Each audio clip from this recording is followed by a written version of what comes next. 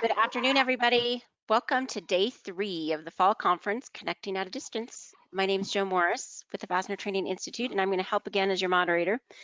All right, most of you joined us last week, and you're already familiar with GoToWebinar. But before we start, I just want to remind you once again how we're all going to interact and ask some questions.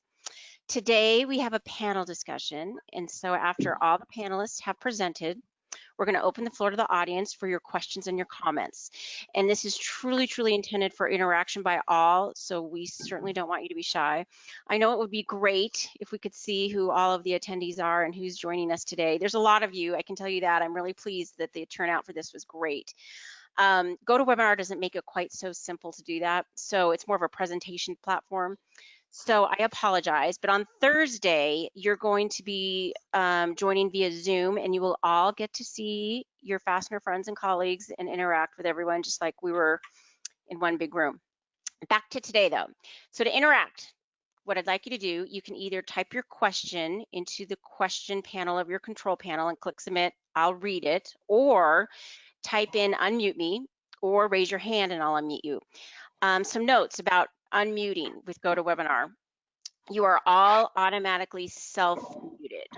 So after I unmute you, you're going to need to unmute yourself. This is a privacy measure that GoToWebinar has. You have to grant permission for me to unmute you. So when you'd like to speak, just like I said, raise your hand, type in unmute you, and I'll unmute you. If you dialed in using a telephone, you're going to have to enter your audio PIN in order to use the control panel.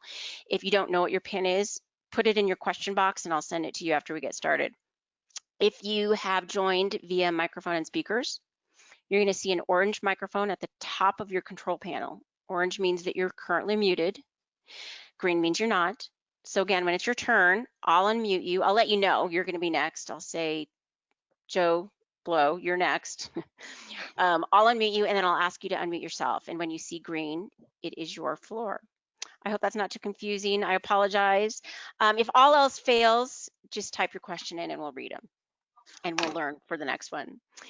All right, let's hope for another strong internet day. Great connection, no interruptions. We are recording this, so if we encounter any hiccups, you will have access to the replay in a few days.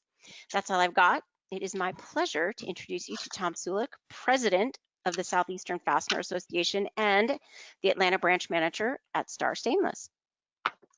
Thank you, everybody. My name is Tom Sulik. I'm the president of the Southeast Fastener Association. Thank you for joining us today for the Pac-West, Southeast Fastener, and the Southwestern Fastener Joint Conference, Connecting at a Distance. I had to practice that line like 3 times. We hope everybody enjoyed last week's sessions. On Friday, you should have received an email with the links for the presentation recordings. If you haven't received that, email Jamie Adams and she can resend it. We also sent out a link for a survey. Please help us by sharing your feedback. Your opinion is very important to us. At this time, I want to thank the premium and premier level sponsors, ND Industries and Star Stainless Screw, the Pac-West Platinum Partners, Brighton Best International, the Pac-West Gold Partner, and our premium sponsors, Birmingham Fasteners, BTM Manufacturers, and Eurolink Supply Service. We also want to thank Joe from FTI for all of her technical support. And now it's time for our presentation. Lessons learned from the pandemic. We have Jake from BTM, and we have David with ND Industries and Carrie with Edsco. So please join me in welcoming our panelists. All right, thank you, Tom. So, you know, we're really all here to share in a conversation with you, and a little bit about where I'm coming from in this conversation, and then we'll hand it on to the other two. As Tom mentioned, ND Industries, and I'm here in the Santa Fe Springs, California plant. We are in Los Angeles County, so as it relates to a pandemic, Los Angeles County is one of the hardest hit in the state, and the state was one of the harder ones hit early on. So, but in our plant, we have a little over 60 people. We were determined to be essential very early on. We started getting a lot of feedback from customers wanting to confirm that we are available, that we are open, and we will take care of their activities. And so, we had to adapt pretty quickly, and that's what we've been doing and continuing to do. And I think it's important to note that so far we have had no COVID cases with symptoms. So we've had a few test positive with no symptoms. And so we also have had one of the most successful seasons with regard to attendance, meaning we've had excellent attendance through this period. So pretty interesting dynamic there, and I'm sure we'll get a chance to talk about it a little bit more. But before I take over the conference, let me hand it off, and you can hear from the next panelist. Thank you.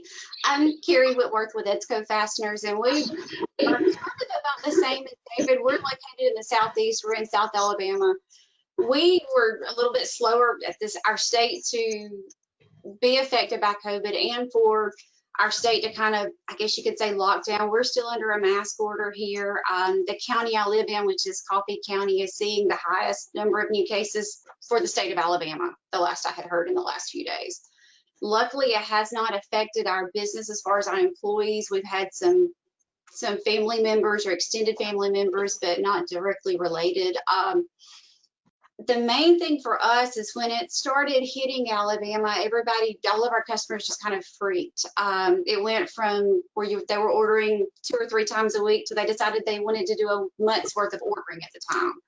So with truck lines and everyone else slowing down, them trying to prepare and be cautious and safe at the same time, we had an influx of orders that it took us a little while to get out. And from that, it went to, no phones ringing because everybody had stocked up, just overreacting, or not overreacting, preparing and planning, I should say, of not knowing what would come. It's finally settled down a little bit now. We still have a lot of customers that are running about half shift because it's getting hard to find laborers, and with childcare and things like that. And I guess I can expand on a little bit more in a few minutes. I'll turn it over to Jake. Hey, thanks, Carrie. Appreciate Tom's introduction. Jake Davis with BTM Manufacturing. We are located in the Midwest, Kansas City, Missouri, similar to both of you all. We're in Jackson County, which covers Kansas City, Missouri proper. So we were faced with that same decision of being an essential business from the get-go. Luckily for us, I guess if you want to use that term, Illinois had issued kind of a few days before Jackson County, so we had started to receive letters from customers deeming us essential. So it wasn't, once we had that, we did meet, briefly with our legal team and deemed ourselves essential, and and stayed open and started to make precautions as we tried to navigate and mitigate forward through COVID. One of the, I think with all of within the news of that determining essential versus non-essential, it was interesting. I think a lot of our employees didn't think we were essential. So having that discussion early on, that Monday we came back, was a bit frustrating. But I think, they just needed a little bit self-assurance, and that we were going to be taking the safety protocols that we put in place. So, allowed us to stay open. We're grateful for that. And just tried to pivot. I know everybody's heard that word over, so many times, but just tried to pivot kind of week in, week out on what we felt like we could do, do better to ensure not only safety for our coworkers, but also, our steel suppliers, just other people coming in and out. So, and we feel like we've done that. We did have had 2 positive COVID cases, both asymptomatic. basically since probably, I think, really March, April. So we're pretty happy with that. We've got a staff of around 25. So pretty good percentage. And so just keep on trying to do the right things. Thanks, guys. Did any of you want to expand at all? You all mentioned, I'll go into that later, or do you want to get to the attendees? I will mention, Joe, East and Jackson County did, throw out their recovery plan, which is basically 4 phases. We are currently in phase 2.5, which I don't want to bore everybody with the details. But phase 4 basically is therapeutic or vaccine, so you can kind of tell, where we're at. And again, phase 1 was really determining essential versus non-essential, and then if you are essential, some of the guidelines. The difficulty that we have based on where we're at, BTM is in South Kansas City. We can leave the plant and drive south for lunch and be in a different county that does not have a mask mandate, that never had a mask mandate.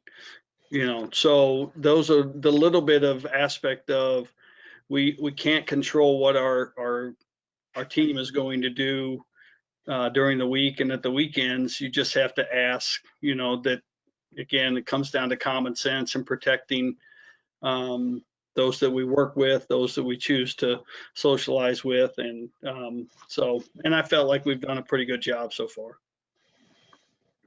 Just curious, do all of you live, I mean, I know Jake, you mentioned you do not have mask mandates everywhere. Carrie Ann, do you? Yes, the state of Alabama still does, but now we're not probably 30, 45 minutes from the Florida line, and see, Florida repealed theirs a few weeks ago. Okay. So it's kind of like Jake was saying, the surrounding areas, everybody's a little different. It's not probably enforced as much here as I think it would be in the larger cities, because we're a lot more rural, but yeah, we're still under a mask order, and I think now it's extended till sometime in November. What about you, David? I know it's in LA County, it's got to be still pretty tight. Yes, it is. Yes.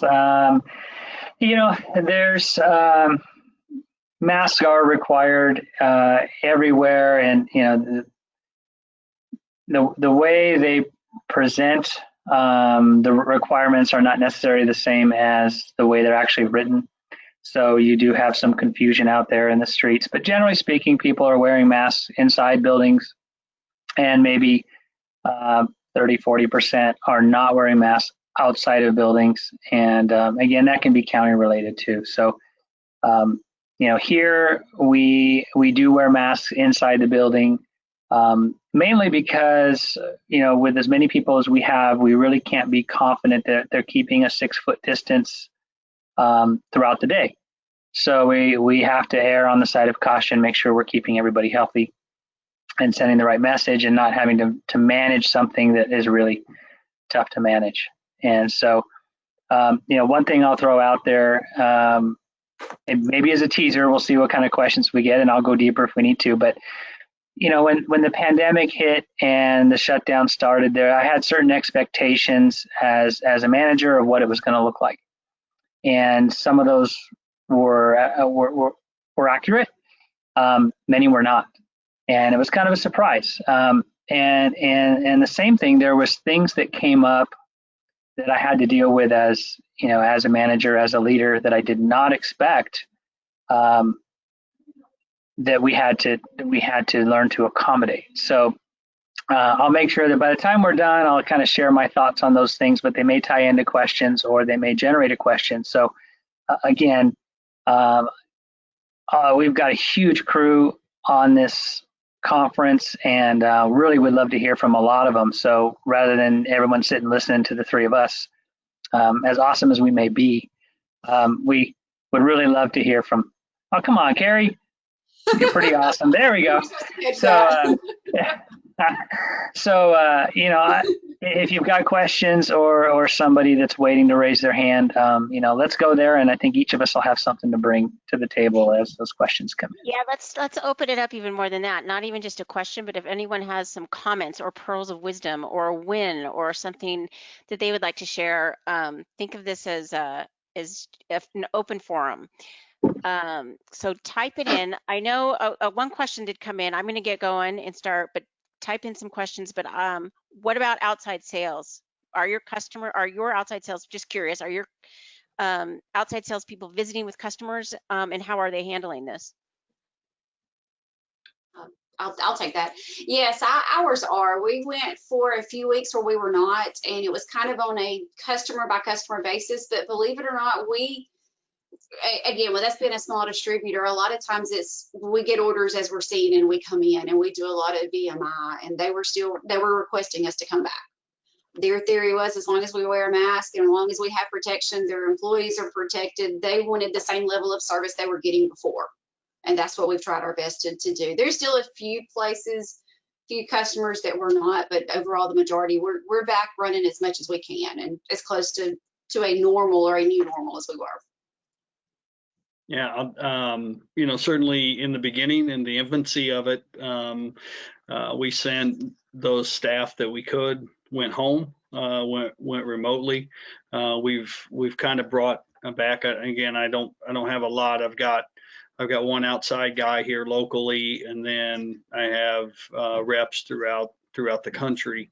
And it's been a struggle. I mean, my local guy has been able to get out into his territory. But it's by appointment only. We are, to be transparent, we do have more success in the smaller towns, the more rural areas that we're calling in, to where the virus might not be so, heavily infiltrated the area quite yet.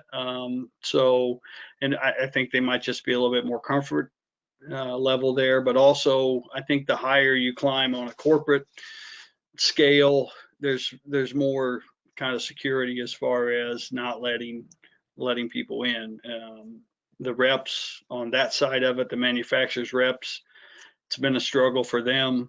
They've been working remotely. We've tried to reach out and had a little bit of success with doing, joint calls or Zoom calls or that, and but it has been a struggle. But my direction toward him is to have the telephone conversations. If it makes sense to get in the car and go, you've got to have the appointment. We're not going to go cold calling or do anything like that to where we don't know we're going to be seen. And we don't want to put that particular customer in an uneasy position as well. Yep. I can share. I have not been able to get into many distributors, but the OEMs will see us. So I've been meeting a lot of people out to lunch, or at a customer, at an end user. But yeah, the distributors have got a lot of mandates, which I totally get.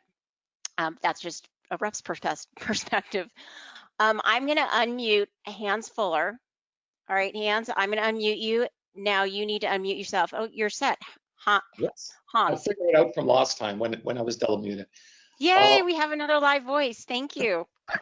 A couple of thoughts or questions.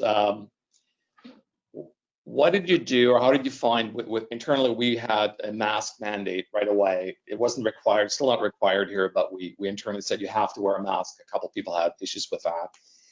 And the other question, or we did with people who are sick, or their members or family sick or extended family, how do you handle that? What we've done is we've said, if you're sick in any kind of way, or any person in your family is sick, we want you to be gone at least 3 days until you can kind of figure out what's going on. So we've been asking our employees not to come to work if there's like any chance, until that can be, determined a little bit later. So two kind of questions. David, can you take that? Yep. Is he frozen? David might be frozen. Jake, can you take that? Yeah, didn't have a mask mandate. We struggled initially to find PPE. It wasn't something that we had on the shelf. So once it was located, it was offered to each and every employee, along with hand sanitizer. We certainly put that throughout our organization. We left it, again, it wasn't a mandate that came down, but it was a personal preference. And we certainly did have some guys that wear them today. The second question, refresh my memory, I was going to write it down. If somebody of the one of your employees Oh yeah, family's sick, or like extended family, or found out that they do have COVID, what did you do with that employee? sure.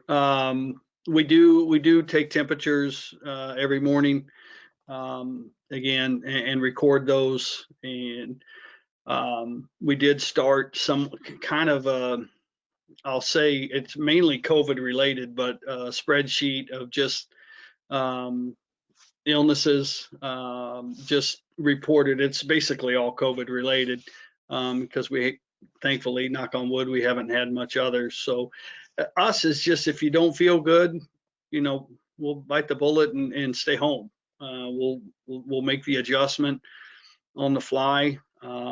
If you feel like it's something you need to go to a doctor and you want to get a test, so be it. Go get a test. I mean, there's just some grace, I think, that we all as leaders are having to show, our team, because day by day it has been changing. I think it changed a lot more rapidly in the first few months than it does today. But it's just constant communication and seeing how people feel. Like I said, of all the temperatures we've taken, I haven't had one fever yet. So, and I've probably taken, I don't even know how to calculate when we started that in May, April, May, to where we are today. So we just ask that they, when in doubt, just stay home, and you get to feeling better, no symptoms of any kind, then you feel free to come in. We did the temperature checks in our Ontario branch for quite a while, and again, we had no positive results or really any results with it, so we stopped that again. And the one thing we did do is we gave our employees, I think, an extra 3 or 4 paid sick days, because if we ask them to stay home, it's like they need the money. So we'd rather them, if they're feeling sick, don't come in and give you that extra, that extra time. That question came up. I'm going to ask this to you, Hans. What do you do to accommodate parents with kids who are homeschooling? We have that problem issue, and some people are we're being more flexible on their time, that they can't come in when they can. We have some people working remotely, and not gone to almost like part-time. So we've tried to accommodate on a case-by-case basis to really figure out what we can do to help them out. Yep. Well, that's nice. I'm going to leave you unmuted. Is that all right? All right. If you want to mute yourself, He just got added onto the panel discussion. Yeah, you're on. So if you want to mute yourself, go ahead and mute yourself if you sneeze or do something silly. But all right, we do have a question that was typed in. We have a lot of questions typed in. So again, if you'd rather ask it yourself, just put unmute me or raise your hand. And if you type it in, I'll assume you want me to read it. Based on the challenges that you've faced over the last 8 months or so, are you planning to implement any changes in your company emergency disaster contingency plans? I kind of touched on it. I think the PPE is something that we would always have. On a broader scale, I think as a nation, as a country, I think we're going to treat, any virus or flu season differently. If anything, and I'm not going down the rabbit hole, but we've all gotten comfortable wearing masks, whether we like it or not. So moving forward, I think I just see it as a country. I think we get more comfortable with when we get into that season, that we might be a little bit more, to either fly with them or, just, be around those that might be vulnerable to wear something. That to have PPE, just yeah, for us not having it and trying to find it, it took a lot longer than I wanted. Yep. All right. I'm going to read the next question, and I'm going to try something else. I'm going to unmute everybody. So if you want to comment, just unmute yourself and just free will, just talk. And if it gets to be too much, then we will go to plan B. All right. Okay. Next question. For employees who have pushed back on masks, for instance, my glasses are fogging up, is a common complaint. How have you worked with them to overcome their issue while adhering to state mandates? Anybody? This is Hans again, and again, I'm in Canada, so we have Canadian perspectives, so this is a little different maybe. But we had issues with a couple people, and actually one person was let go because he didn't want to show up. He said he didn't like it, and we said you have to. It's for safety of our other employees, and he decided, that as long as the policy was applied to everybody, we're allowed to do it. And one person decided not to come back. That's interesting that they would forego a job for that. However, in Canada, there's some really nice incentives right now not to work. Yeah. So I think this was kind of a younger kid living in the basement of his, mom's home that decided instead of working, I'll just get this free money. Yeah, I know. I think that's the case here too. All right, unless anyone wants to comment on that, I'm going to go to the next question. Have you increased your frequency of communication to your team during this virus? Were you more transparent with information more transparent with information you gave to your team than you were prior to the virus? For example, with financials or safety or future plans.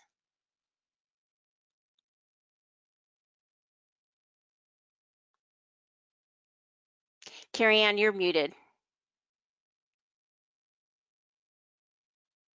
Now you're not. Thank you. I was trying on my side. Us for sure in the safety aspect of it. And, we've just gotten a lot more.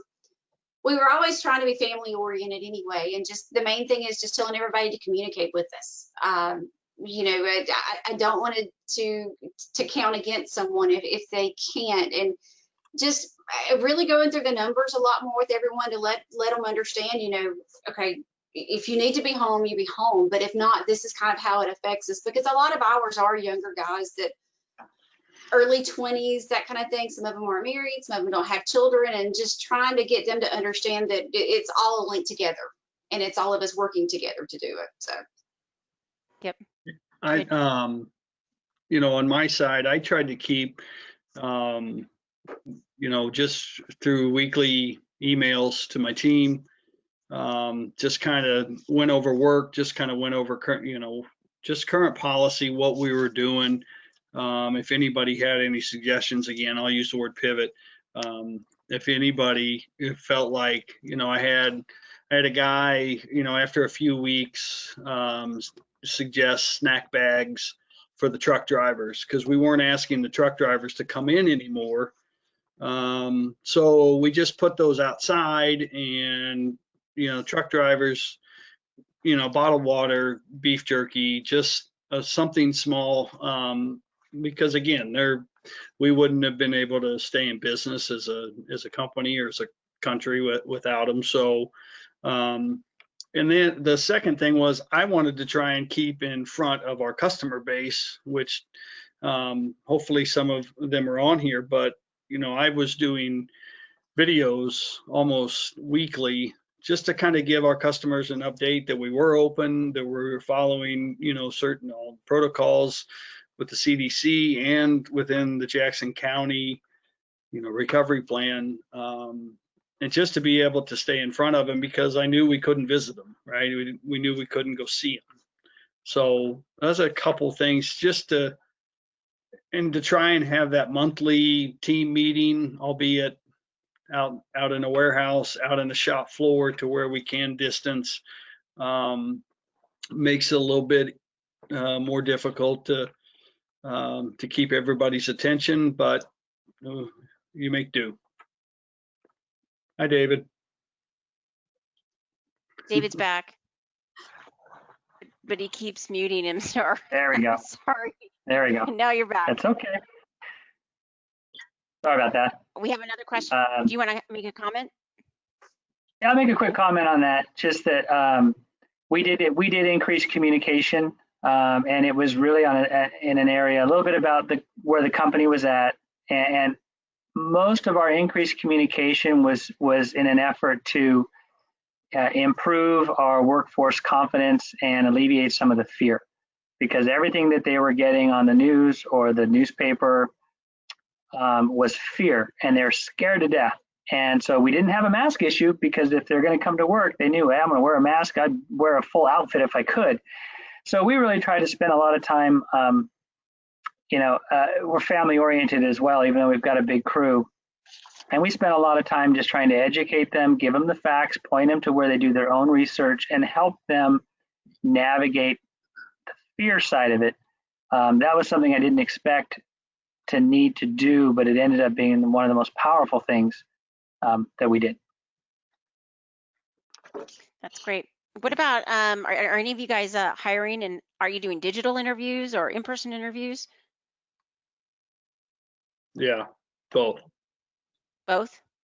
Yeah, I have hired a couple, and outside, just going back to, May was horrendous for us. We could easily, I tell people, we could have shut down and saved money, but we've been blessed.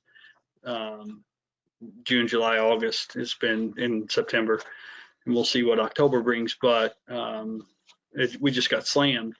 So looking for help, we hired additional maintenance, hired additional inside sales. All of that started virtually, but felt like if the candidate was comfortable to meet in person, we did so, and both were. So yeah, but initially over the phone, Zoom, and then a couple in person. Anyone else? No, we haven't. Yeah, most of our interactions, whether it's a potential employee, or maybe even with a customer or a vendor, we'll do in person. We're following the usual protocols, so we do have them fill out an affidavit that they haven't had certain symptoms, and we do check temperatures, and we do wear masks. So we've been pretty comfortable with meeting in.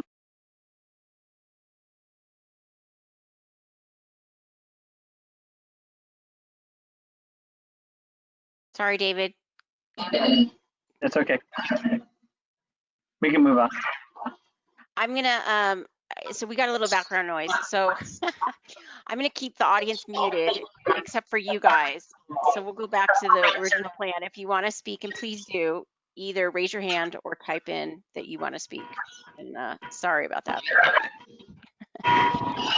There's a lot of questions that are emailed. Do you want me to read the next one, or are you ready? Next one's good. All right. Historically, November and December are usually slower months for us compared to the rest of the year. However, Q2 this year was off quite a bit. Do you see the last few months slowing down, or do you think because of the slow Q2, we might see a strong Q4 because companies are ramping up?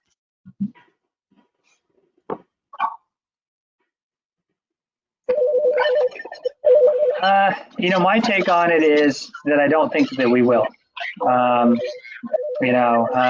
think that different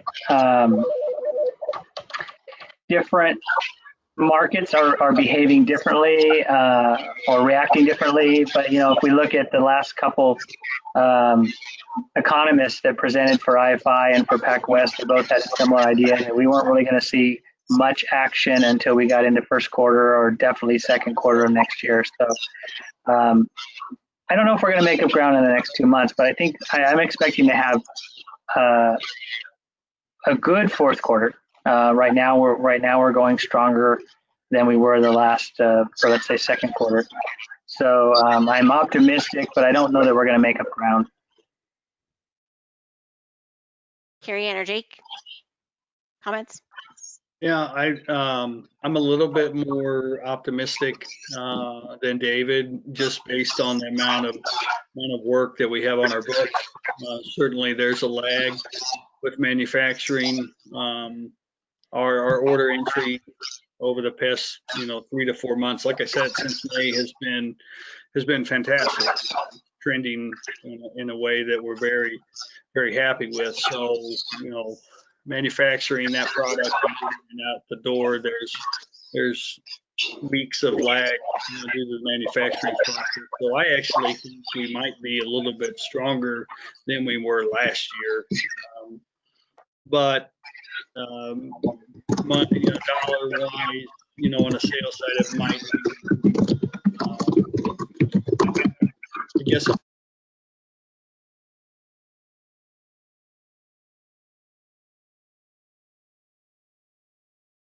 Jake, are you there? Yeah. All right, sorry about that. No, We you're had some fine. background noise. All right, next question is, how are your feelings of COVID in general? Do you feel that everyone should get back to work and go back to the office?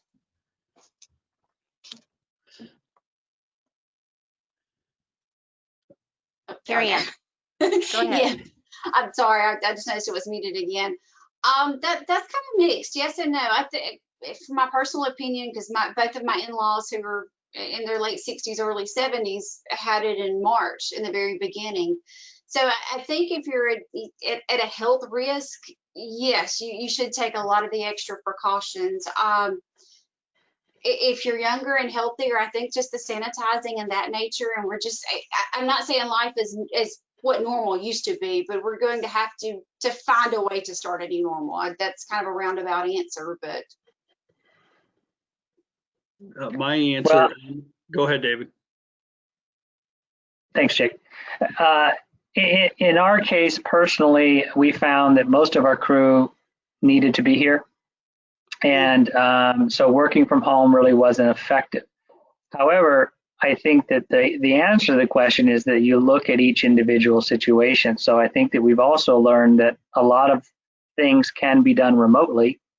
And, there's advantages to that moving forward. So people that worked in the office every day found success working from home. If I'm a business owner or manager, I'm going to want to continue that and reap the benefit of that. So I think it's really a thoughtful process on a case-by-case basis to consider whether somebody comes back, not just because restrictions have been limited. I'm going to try and stay apolitical because that question dives. You can dive both sides into that. I 100% believe that we should be open. However, we have to do the job to protect those, just as Carrie's in-laws. My dad is 77. He works next in the office next to me. He has not missed a day, thank goodness. And I begged him to stay at home, and he chooses not to. That's a 77-year-old that's been, through everything. I just don't believe in the lockdown mind frame. I don't believe. I will say this. I wasn't going to say it political. I believe this, and this is my personal opinion. It's not my own personal opinion. I believe this turned into a political tool very early on, and has been that ever since, good, bad, or indifferent. And if you take that side out of it, I think we all, as as business leaders, as coworkers, can learn to navigate it and mitigate risk. I had risk driving home last night because it snowed here in Kansas City, right? So that's what's upon us to do. I don't want to go back to a lockdown. And like I said, we were blessed and grateful enough that we didn't. But I think you have to seriously think about how this country, not only the youth are going to be affected by this, and these small businesses. I mean, small businesses employ almost, I think, 60% or more of the amount of people in this country. And there's people that will never, ever have their business back. And that's devastating. So there's a price to that I don't think we know quite yet. And that's probably 4 or 5 years from now. Well said, Jake. Thanks for taking the heat. I think a lot of people share your sentiments. Mr. Ron Stanley, I'm going to unmute you. Are you ready? Go ahead. I am. Hopefully, I'm unmuted as well. So, We hear you.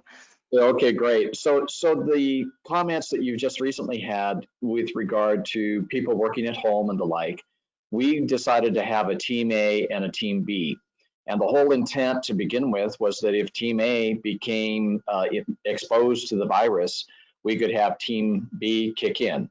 And obviously you've got your warehouse operations that have to be there to do the various things. But we had people that had previously worked in the warehouse that could then become the backup. What we found, and as we've gone through time, we did, by the way, at one point have to bring some of those people in because of an exposure in the warehouse that turned out not to be a problem, but just to be careful. What we found is that we're missing our monthly lunches that we used to do, the things that would gather people together. And I suppose that many of you have similar things, others in the audience. What I was curious on is, have you been able to address how to keep that culture going? Because I don't think the Zoom meeting itself seems to do it. Phone calls help to keep communication going, but have you found any other tools that you can use to try to keep the culture that was so much at the heart of your business continue for the camaraderie that was there amongst your employees? Thank you, Ron. I was going to say, I'll take part of that. You're exactly right. That is what we fight. It seems like on a daily or weekly basis, especially a distinction between outside salespeople, inside warehouse. It seems like I'm fielding more and more calls and bickering and complaints. We're used to everybody could get face to face. There wasn't the text, there wasn't the email back. You know, the communication was so much better. And that's one thing we're really, as a smaller business, are really, really struggling on. There's about 15 or 20 of us, and some days I think I get a complaint from every person. Because they're not seeing each other face to face. They're not able to ask those questions. This person feels like they're not involved. So it's really, as the manager and the owner, it's really been a struggle to find that camaraderie and to get people to bond and to talk and say, hey, you know, just pick up the phone and call. Anyone else? No, I can touch on it. I mean, we're having the same problem. It's difficult, but we're making the decision based on what we feel is the right decision. But we're a company that enjoyed getting together. We usually broke bread once a month together. And even during the pandemic, probably I fed the team, you know, once things opened up a little bit here locally, I fed our team every Friday lunch, and I did my best to try and find a local, you know, mom and pop pizza shop, restaurant, and it was a pretty small investment that I felt like, and, you know, we didn't bring any food in. It was all just kind of made within just to have that. I'm not still doing it. We're kind of back to the once a month type thing. But, you know, Ron, I was having lunch last week with one of my guys, and we have a customer Christmas party, or not a customer, an employee Christmas party. And it just dawned on me that I'm not going to be able to do that, most likely. Maybe. Might be able to do it smaller, but it just devastated me because it's such an opportunity to get together. But my pivot was maybe I split it up and I downsize it, but I allow them to bring a spouse to where maybe it's instead of, 45, 50, it's 15 to 20, and I'm getting that interaction with their spouse. I mean, we'll see, but it's difficult. We're all in the same boat, that's for sure. Yeah. That's great. Jake, since you brought up the situation of Christmas party, we have decided to make the plans for a Christmas party offsite. We found a restaurant that in our area, because of where we're at, but of course it could change, as we all know, has the capability of having us socially distant.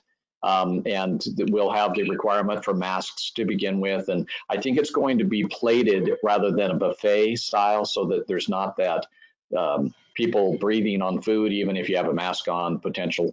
But I was curious as to what are others doing with regard to Christmas parties as you get to this time of year, because it is the one opportunity that you have to try to get everyone together. And for us, many times that includes the spouse or significant other that we don't otherwise get to see. And it's just part of the family atmosphere.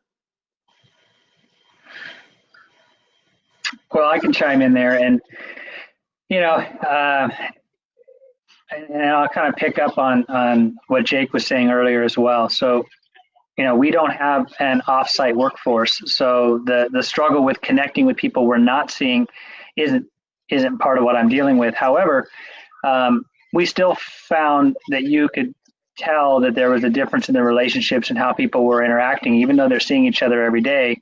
They weren't having those extra times of meals or events or whatever we did periodically to thank the workforce. So, last month we were finally able to have a taco guy come in again. And, I can't tell you how many people said those are the best tacos they ever had. And it's the same taco guy we normally use, but they were so glad just to get back to a bit of normal. And everybody as a group did a great job of being responsible. So that was very encouraging. And so we're not sure what we're going to do with the Christmas party either. Normally we'll rent a hall and have everybody there together for dinner with their spouses. And, I don't think that's going to happen this year. So we might have to do something on a smaller scale. Maybe we'll do it in the plant where we can have space, and we'll have to bring in a caterer or something like that. So we're figuring out as well. But I think the underlying point is what we do is not as important as why we do it. And so if we keep the focus on why we're bringing everybody together, then we'll find out something that fits the mold of our limitations, yet still accomplishes the goal of bringing them together in a relaxed environment to hang out together, to be friends and not just coworkers. Yeah, very well said, David. Yeah, I agree. Yeah, thank you to all of you. Ron, I'm leaving you unmuted, so you can control it on your end. So if you'd like to chime in again, please do so. Okay, thank you, Joe. No, thank you. Let's see. All right. Hans, I'm going back to you. If you'd like to unmute yourself. Go ahead. Yeah, we had this discussion a little while ago, and with all the restrictions up here, 6 people per restaurant sitting and stuff like that, we just couldn't do it. We did bring Pizza Friday back, but you still can't gather everybody, and you kind of hand it out. You got to make sure it's, the person handing it out is wearing a mask and like all not gowned up, but it's really difficult. And I think this is the problem with everybody at home too now. We all feel, you kind of this loneliness sets in because you can't be with people anymore, which really sucks. But we have not found out a good way of doing it. We've done a little bit here, but it's been very difficult. Yep, I agree. All right, this next question is in regards to forecasting. Have you all given up on forecasting? This person read an article that even AI cannot handle these unprecedented markets because there's no data to base recommendations on. Do you think that there will be more do you think there will be more just-in-time orders moving late into Q4 and into 2021? From our standpoint, yes. A lot of our larger companies, our customers have so far. It's you try to forecast, but it's just turned into a guessing game, really and truly. We do a lot with the trailer industry, and they have had an uptick, a few of them, in some of their lead times in nature, but it's just, yeah, guessing game for us. Yeah, I would say that we're seeing more the just-in-time type work where the smaller quantities are coming in, more repetition, and but I do think that we're going to have a little bit more clarity for forecasting in the next month or two. That with the election coming up, the current administration and the opposing administration have different viewpoints of how we're moving forward. So I think that a lot of the businesses are kind of waiting to see what's going to happen, because that's going to really give us an idea of how we're moving forward as a country and what to expect. And so once we're in a position to make those decisions, to pivot again, as Jake said, then I think we'll have a better idea of what it looks like moving forward. And again, I'll refer back to the economists that we were fortunate to have for the Pac-West conference, and there was one for IFI as well that really echoed the same plan. And their basis for that, with much of our economy being restored in second quarter of next year, or the GDP anyway, was based on evidence, was based on the foundation that we had before the pandemic and where we stand right now. So there's a good reason to believe that they're accurate in their assessment. And so that being said, I think that we're going to see a resurgence in 2021. I'm very optimistic about that. What we don't know is how aggressive it'll be, because I think that will be impacted by the new administration. So David just said Biden's winning.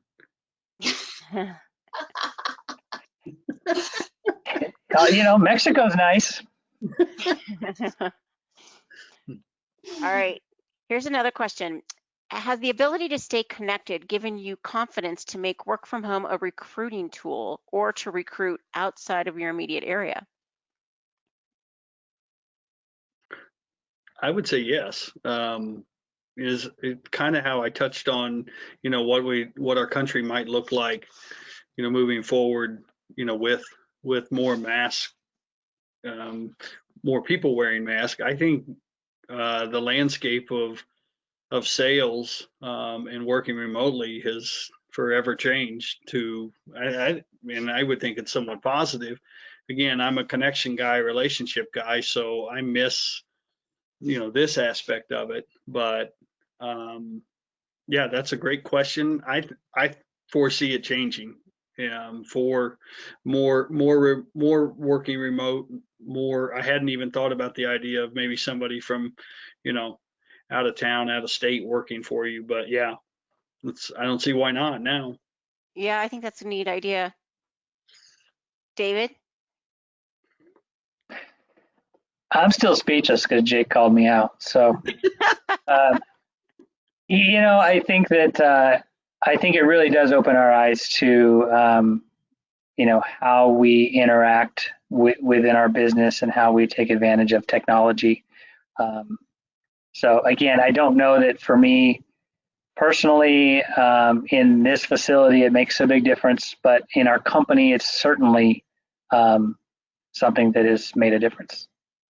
Has there been any negative consequences from allowing people to work remotely for anyone?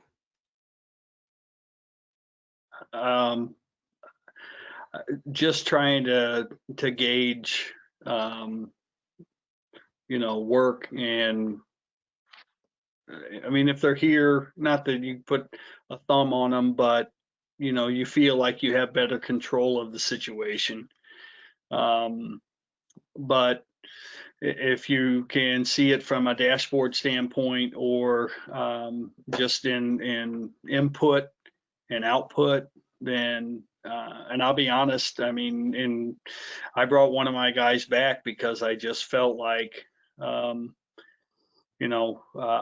felt like there was a lag in communication between us and the customer with the accounts that he was handling, and I didn't like it, so I just said, you know what, you're going to come back in, and he was okay with that. So be it. He's been back in for 3 months. Yep. I guess you have to look for that kind of stuff. Yeah. All right, Brandy, you just raised your hand and you put it down. So if you want to raise it again, I'll unmute you. I was just waiting for Jake to stop. Oh, okay, I'm about to unmute you. Go ahead and unmute yourself. There you go. Okay, thanks. So we're in the software industry, so it's a little bit different, but a lot of you maybe are customers. Carrie's shaking her head, yes. Yes. I was gonna say, so we went completely remote because we could, because we're in the software industry, right? We're not dealing with products on a day-to-day basis. But I do know that for us, having to deal with the communication was the biggest struggle internally. Obviously, we have metrics for everything, for what we can see people doing and not doing. But I know that that was probably the biggest thing I've heard from our customers as well. Just dealing with people working from home and that communication aspect. Are they doing what they're supposed to be doing? Are they not? And then who, are they following up with what they're? So we've had a lot of people call us and want to get those types of metrics out of the system, which obviously they can. And so we've seen a lot more requests on that end from a support aspect from our distributors. So that was interesting to me. More just it seemed that management has had a bigger oversight role to play, I would say, in that regard. That's insightful. Hans, you are unmuted if you'd like to comment. Sorry, guys, I might be talking a little bit too much. We definitely had an employee that we felt kind of we lost control and they weren't doing very much. And because that particular job didn't really have a very definable aspect to it, we did eventually find out that they weren't doing very much as soon as somebody else actually was doing a job and getting it done like in a third of the time. So I think that is one of the problems. I think if a job is well defined and you can say, it takes so many hours to do this job and you can do it remotely, I think that's kind of the best way to do it. If you know what you're going to do, I don't care if you take 6 hours, 8 hours, just get your job done, I'll be happy. The one other positive thing that actually came out of this situation is that we finally went paperless completely, really, in the office. Because now our purchasing team could no longer, if they were working remotely, they had to have all the files available in digital formats. So we finally went over that last little bit of a hurdle. I think that's about it. That's good. That's great. Yep, I think that's great. And no, you're not talking too much. I appreciate it. How is everyone dealing with employees that still have anxiety about coming into work or going out to visit customers? I'm lucky enough we haven't seen that. My outside guys, I think they're dying to see customers. They're just not able to, truly. Again, there's risk in driving to that customer. If done correctly, our job is to mitigate the risk. And albeit if you meet outside, if you meet, maybe a lobby with glass in between, sliding glass, or we're all dependent on what the customer is going to allow. But I would feel all of us have been doing this long enough to where we don't have the anxiety part is hopefully been minimized throughout our organizations. Just curious, has anybody had anybody take early retirement? No. No. No. Well, that's good. A few panelists or a few attendees do have people that are taking early. It's probably easier than to have to deal with all the digital and the nonsense that's going on. But that's good. All right. Let's see what else we have here. How about this one? Are you guys seeing, is anybody seeing an uptick in your website or your social media, your email blasts, or is the traffic the same pre-pandemic? Ours has been pretty much the same. I would agree. We do get a lot of online inquiries, but really it's been consistent through it, not necessarily an increase. Yeah, I would say the same. I would probably flat.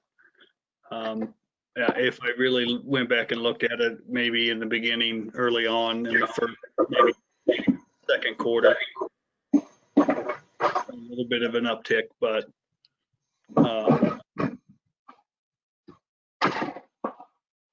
Hard to say. Yep. It's just, all right. Hands, I'm not sure if that's you again, or if I just didn't put your hand down. Do you want to comment? There we go. I have another one. Sorry. One thing we did do at the very beginning is when we did some offsite work, we looked for a tool that we could, a better communications tool, because you have to calling all the time and email wasn't really a good choice. So we used a product called SamePage, which kind of has a feature that is almost a chat feature that if you're working offsite or the two people working offsite can kind of communicate with each other a little bit better. And we found that was somewhat useful. And it also has a video option, so you can kind of talk to the other people at the same time. And it has What's it called? SamePage? SamePage. Okay. There's a free version, and it's kind of cool because now, a lot of times if a salesperson's working remotely, now is going for a lunch break or whatever, you don't really want that stuff to kind of be in your email. He can just, he sends a little comment to the sales team, going for lunch or going for break. And it just allows a little bit of that interaction, and it has a video conferencing, a video call feature with it too. So it's actually pretty good. It's helped the communication side a little bit. That's interesting. I'm going to look that one up. That's helpful. Yeah, that's good to know. I would say would be similar to Slack. I'm not a user of Slack. But I don't know. I know there's a lot of people that do. There is. What we really like about this one, it's simple. Like, there's no manual to read. Start it up, and you basically can use it. There's no learning curve. We tried a couple of other ones which we thought they were great, but then we rolled them out and no one used them, so they obviously weren't great. This one actually gets used. Just curious, Hans, because a couple people just typed in that we use Microsoft Teams for that. Did you guys ever try Teams? No, I think because I think it costs something. I don't know. We tried this one and it we were happy with it. So okay, so everybody try that. It's free and you have an endorsement. Just curious, have any of you given incentives or bonuses, including you, Hans and Ron, to keep employees encouraged during these times? We haven't, no. I know it's tough. Yeah, I will say, this is Ron, I will say that we have not done the bonusing. We actually have a decent year going at this point, so we will do increased bonusing because we have a better bottom line than we ever did due to the fact that we don't have travel and other things that show up in operating expense that otherwise aren't at this point. Obviously, you have the PPE costs and things like that. So, and then as far as pay goes, that's more of a local market situation, and we have done some things there for different reasons to kind of make a market adjustment for people, because we always like to be a little ahead of the curve rather than behind it. So, so we've done that. Ours personally is related to an Amazon fulfillment center that has come into the area, which you always have to make some adjustments for that, it seems, when that happens. So maybe I'll mute myself again until you get others inputting on that, and then I've got something that I'll ask at some point. Okay, there aren't a lot of questions, so sit tight for 1 second, Ron. I'll see who else has their hand raised. And then I'm going to ask you, okay, Gary Cravens, I'm going to unmute you.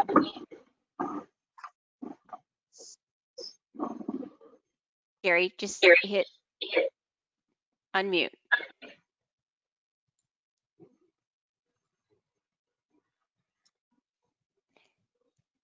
All right, Ron, why don't you go ahead?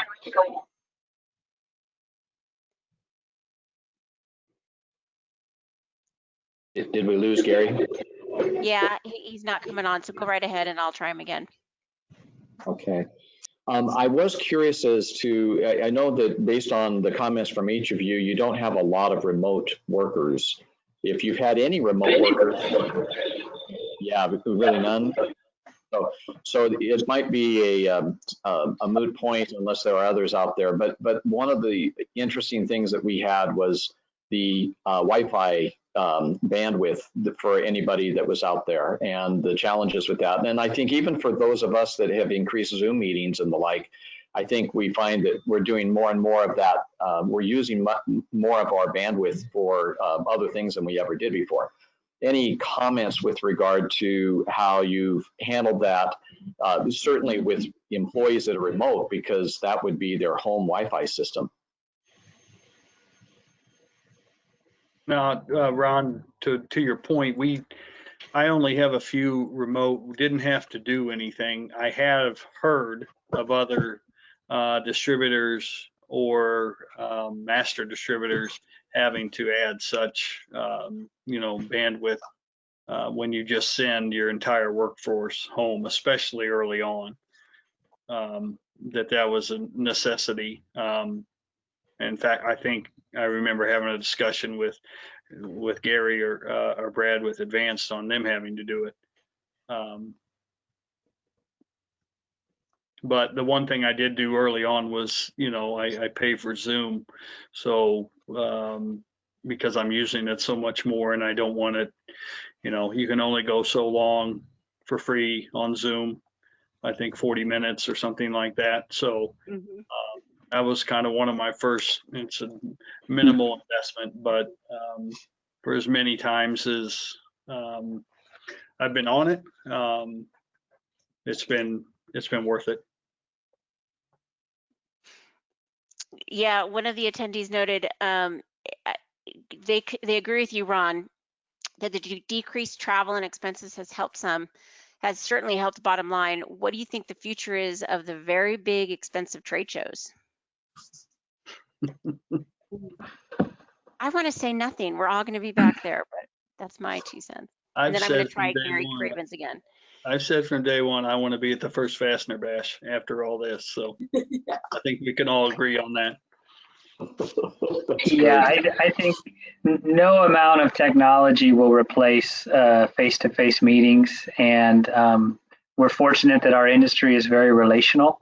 So we're trying to all make the best of it through this. But I think that by and large, we cannot wait to get back together. And interestingly, from our perspective at ND, a lot of times top management who is disconnected from sales might be thrilled with the fact that there is no travel expense. They're saving money here. But in our case, there is an understanding that our group needs to be out, each division, et cetera, needs to be out meeting with their customers, their suppliers, interacting within the industry. And so they are trying to move forward as quickly as we can. And as it's been discussed before, it's just still a little bit limited. So I think that the fastener shows, I think that the conferences, all of those things, I believe will come back strong, because also, a lot of us are seasoned adults, and we are used to living a life a certain way, and we've had to change. And I think that we will quickly embrace getting back to what we would consider normal. Yep, yeah. Gary, I'm going to try and unmute you again. So Gary Cravens, the orange microphone, just hit it. Okay. There you go. Can you hear me? Gary. Yes. Yes. Hi. That worked. Hey, guys. Right. Been enjoying the conversation. Very good. Hey, so I had a couple of notes I made. So number one on the online meetings. So we've tried a bunch of different things. I'm reiterating what you said about Microsoft Teams. It's really a great tool. It's free. We recently went to Ring Central for voice over IP, and they encourage us to use their system, but the voice over IP, the Ring Central meetings was terrible. We went back to that, our weekly manager meeting on Microsoft Teams, and it's fantastic. I mean, the clarity, the sharpness, it's really, really good. So I encourage everybody to give that a try again. And then also, I was going to reiterate also that, we haven't been doing any traveling, the sales team, and then, we're not going to any shows, and we had a very aggressive show and travel schedule, and that has put, hundreds of thousands of dollars to the bottom line. And, not participating in some of our customers' marketing programs and stuff like that. So, yeah, it hasn't offset, the loss of sales we had in that second quarter, but yeah, it definitely helps. And then I was going to say the third quarter was fantastic, for us, and it hasn't made up everything, but we were talking about it in our meeting today, and we were sort of wondering out loud in terms of forecasting if some of us have been, reading the media, looking at the newspapers and online and stuff, and we've sort of noticed a trend in American manufacturing and even globally that a lot of the manufacturing facilities like Toyota and their manufacturing facilities domestically are working overtime to make up for some of that loss they had earlier. And so we're just kind of thinking out loud, is that going to help make up for some of the loss we had earlier in the year? We don't know, but it's hard, and it's hard to forecast that. But because, the fourth quarter is normally our worst quarter, but is it going to be kind of spiked up now because all these plants are working overtime? And is that going to help make up for that bad second quarter we had? So we're trying to put that into a formulary for forecasting. So it's really tough. It is tough. And that But you're I the did have second one person other that said that. comment, and I was listening to Jake talk, and he made a couple of comments that I just thought, it just seemed really tough to me. And and I know Jake was just speaking his heart, but and one of it was, I think as leaders we have to be very sensitive to the needs of the people that work for us. And so regardless of what our personal feelings are, you have to remember that not everybody that works for us agrees or has all the same feelings that we have, whether I agree with you or not. That to say that you think that this COVID-19 thing's been politicized, maybe not, but I don't think everybody thinks that for sure. And I know that, and when you say, you also said that you didn't think anybody that works for you was worried about it, and I thought, man, I don't believe that at all. I mean, I know that the people that work for me, like I come to work every day. I've only missed 1 week last week because Susie and I both got COVID-19 because we've had 5 people at our office get it. And I don't know where I got it, either from the people here at work or maybe from some friends of mine. But believe me, you don't want it, man. It's no fun. So it's been about 2 weeks now. So I'm safe, and it's passed, and I'm feeling better. But regardless, I know the people that work here are really fearful about it. And I would love to have everybody back at work because it is a ghost town out there. The guys in the warehouse all come in every day, but all the other office people, the other 25 people here, they're all working remote. And I walked through the offices here, all the lights are turned out, all the desks are empty, all the culture is gone, all the soul is sucked out of the building. It sucks, man, because I'm like Jake, I'm a people person, and I hate coming here. I'm the only guy here. Every once in a while, the CFO shows up, or Brad will come in once a week or something, but man, it's heartless. I cannot wait until everybody is back here.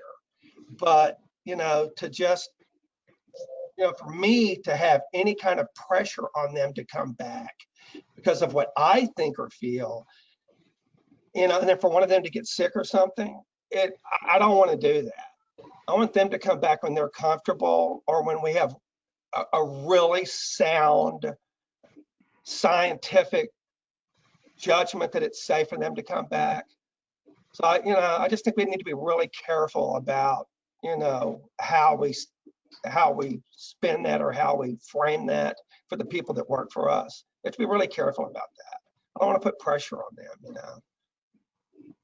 Gary, how are you and Susie feeling now? I'm sorry to hear that you both had COVID. Yeah, man, it really sucks. I'm doing pretty good, man. It's been a few weeks for me. I mean, I'm still but Susie's still on the recovery path. Okay. She's got lots of medicine. She's working on getting better, but she's still trying to get better. All right. Well, I had 3 other people here at the office, and they had pretty mild symptoms. They bounced back pretty fast. Good. All right, I'm going to keep you unmuted. So Okay. mute yourself and just chime in whenever you want. And I appreciate your patience. Hey, Susie, can I speak to Gary's comment? Yeah. I'm not, look, there's different people on different spectrums of this, and I'm squarely, most likely probably in the middle. I meet, to your point of, I would never force somebody to come work for me that's anxious about COVID. I had one of my main Videx operators that was worried early on due to his mom having underlying conditions that took a week off, and I understood it. I paid him for it. It's not that. I'm just, when I speak passionately about the lockdown side of things, I feel like I've seen what it's done to my son as a freshman. I've seen what it's done to preschools and others just personally. And again, I don't think we know the answers to how it's going to affect it. But I do on a regular basis. For me, it's important to know the temperature, no pun intended, of my employees. So I meet with them on a monthly basis for 30 minutes, and we talk about life, and some of those 29 minutes of that might be about life. And I specifically early on met with them, and all my questions were COVID related about how they were dealing with it. And the fact of, what do you need from us as your employer in this space? Are we doing enough? And I would encourage all of us to do that, to continue to have that conversation, because it's important. They're family, and I think we all agree with that sentiment. And that's how I'm going to treat them. Yeah, I'll jump in on that too. And, thanks, Gary, for your perspective, because I think that it might align with what we've talked about before more than you think. That a lot of the focus that's changed for us as the managers or leaders is to focus in on the mental health of our employees. Where are they at emotionally? Which is not maybe something that we're primarily concerned with on a day-to-day basis, but it's become something more important in this pandemic. And so, we did similar things where we said, look, we're essential, we're going to work, we have to, we've got people relying on us. However, if you are not comfortable to work, you don't have to come to work. We will keep your job, we will keep your benefits. And we ultimately had our whole crew buy in, but we did have a couple people that wanted to take a little extra time here and there, and so we granted that. So I think the key is to be sensitive to where your employees are at. That's part of employee development. So in a good time, we should be doing the same thing, and then during this time, it just became more of an emphasis because it was necessary to make sure that we were making sure that our employees that were here were healthy, mentally, and physically. All right, Chad Larson, you're up. I'm going to unmute you. Go Yeah, ahead. thank you. Yeah, hello, everybody. Yeah, it's been interesting times for all of us. I was just going to share a little bit of our history here. You know, when this all started a year, 2 years, 3 years ago, if you were to catch me reading fiction, it would have been some book about the end of the world, right? Pandemic, virus, EMP weapons, whatever. And I've always been sort of a closeted prepper, and by no means should anybody ever enjoy this whole process, but it has been interesting feeling sort of a step ahead throughout that whole process. When all of this started, I had enough PPE at my house to take care of our employees, right? Of course, not for very long. So then became the exhaustive search of trying to replenish that stock. If you were to look at most of our masks and other related purchases, they were probably done at 3 in the morning on my iPad when stock became available somewhere, right? We've all kind of been through that. We have had over 30% of our staff infected with COVID. We're not a massive company, but that's a big amount for anybody. And it's interesting that despite all of the things that we did, that we would still have infection finding its way to our people. And I'm looking at 7 or 8 people in my office now through as many as 5 sheets of glass or plexiglass. And I'm the only one of them that has not had COVID. For us, we realized that maybe being at work was the safest place we could be, because after our initial little outbreak, I think our initial outbreak, we had 3 people here that caught COVID. Was at a worst time possible. Brandy, who you heard from earlier, was to be at our office the following day on Monday for our go live week on new software. And I got a phone call on Sunday afternoon that I had 2, possibly 3 people with a fever, including the person who was leading that project. And we'd already pushed off our go live 2 months in a row because of not being able to train people, because we had people working off site, people working in these A and B groups like we heard earlier. We basically had our workforce split into 4 groups of people to make sure that nobody could infect anybody else to a level that it would put our company down, right? And we were so careful in those early days, and yet the infection just kind of trickled in, and we started to recognize that our employees that sit 80 feet apart from each other and are wearing PPE and separated by plexiglass, but then leave on a Thursday and sit in the same golf cart at Golf League, really sort of defeats the whole purpose.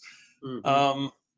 And we had so many different people bring it in that when we trace it backward, it really was the result of what I would call COVID fatigue, right? People just tired of staying home, people just tired of not going to work, people just tired of not going out to a restaurant. And they let their guard down a little bit. They go out to a bar and a restaurant with some friends, and a week later they're sick, right? And thankfully, through the precautions that we've taken here, it doesn't turn into a mini pandemic within our walls. But we have a pretty active group of people, right? They like to get out and do things, and I feel like what we've, the most interesting thing that's happened maybe is like we just talked about, there are different temperatures of people in terms of tolerance for how they want to treat this. And maybe the most paranoid person that we had here in terms of worrying about catching it never showed any symptoms, was never out, never had a positive test, but out of curiosity went and got the antibody test and figured out that after 5 months of pure paranoia about having this disease, at some point in the last 5 months, they had already had it. And so it's just an interesting thing, right? It's complicated to go through. It's forced us to do some things differently. We've learned a lot from it. We've overcome, we've adapted. One of the challenges we've had is IT related. Yeah, it's one thing to have people working from home, but when they're working from home and using work network resources, security is an issue, right? So we've actually bought most of our employees' computers because we just want them to be underneath our IT umbrella. We want everybody to be working on the most recent revisions and patches and plugged into our IT support people. We're able to quickly take advantage of the PPP program when it came out. Despite that, nobody knows what their year is going to look like when this type of thing starts, but we were able to get that funding fairly quickly. And in spite of everything, we've actually had a fairly good year.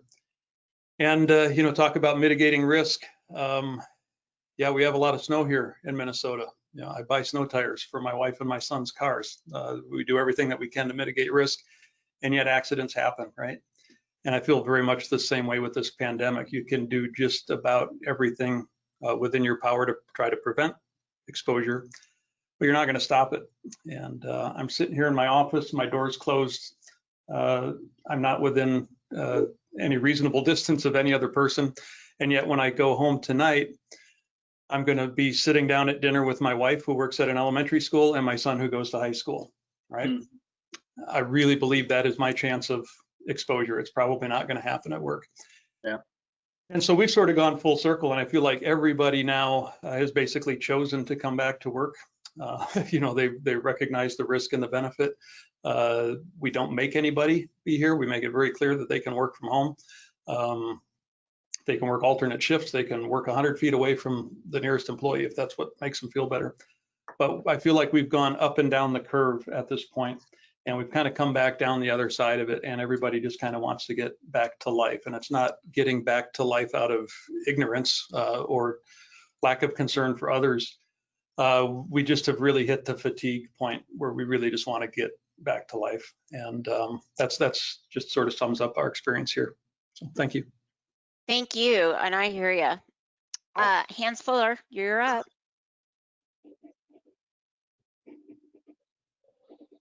If you still want to say something.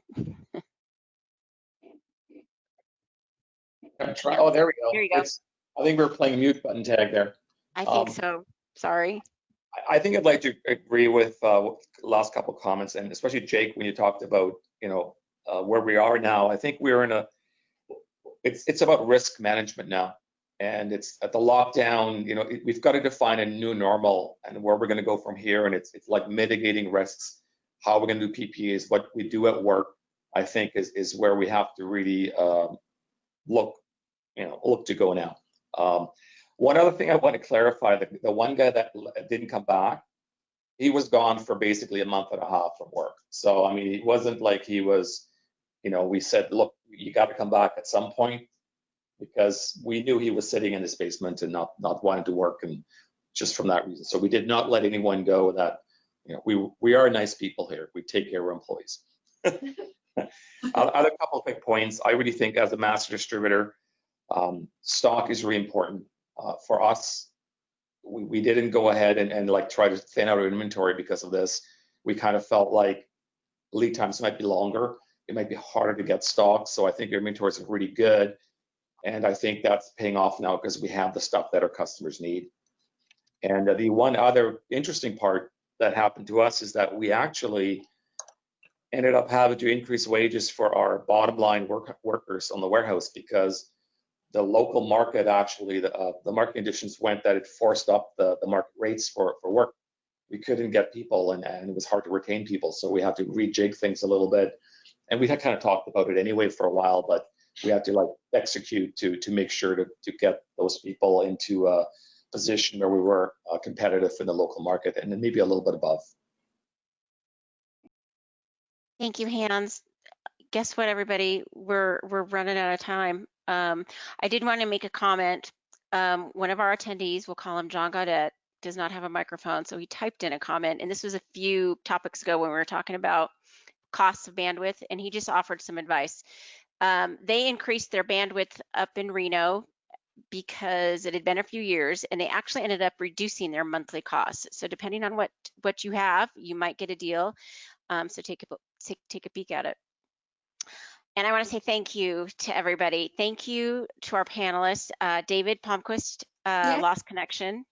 But thank you to everybody for joining, and let's fire the IT girl because she clearly stunk at unmuting everybody, and my apologies on that. I really wanted everyone involved.